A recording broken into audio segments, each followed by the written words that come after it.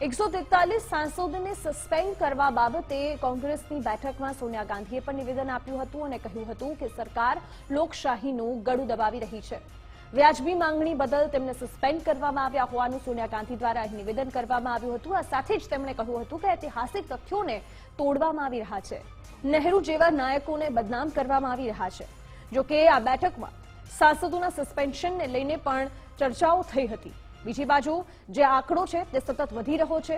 સંસદમાંથી સાંસદોના સસ્પેન્શનનો સંસદમાં હજુ પણ જે હોબાળો થઈ રહ્યો છે તેને લઈને આ કાર્યવાહી વધી રહી છે. એમાં આજે વધુ 2 સાંસદોને સસ્પેન્ડ કરવામાં આવ્યા હોવાની જાણકારી સામે આવી. એટલું જ નહીં, અત્યાર સુધી વિપક્ષના ટોટલ 143 સાંસદો સસ્પેન્ડ થઈ ચૂક્યા છે અને આ તમામ સસ્પેન્ડેડ સાંસદો વિરોધ કરી રહ્યા છે. એટલું જ નહીં, આ સસ્પેન્ડેડ સાંસદો અંગે એક પરિપત્ર પણ જાહેર કરવામાં આવ્યો છે, એક સર્ક્યુલર જાહેર કરવામાં આવ્યો છે, જેમાં જેટલા પણ સાંસદોને સસ્પેન્ડ કરવામાં આવ્યા છે તેમના માટે નિયમો બનાવવામાં આવ્યા છે.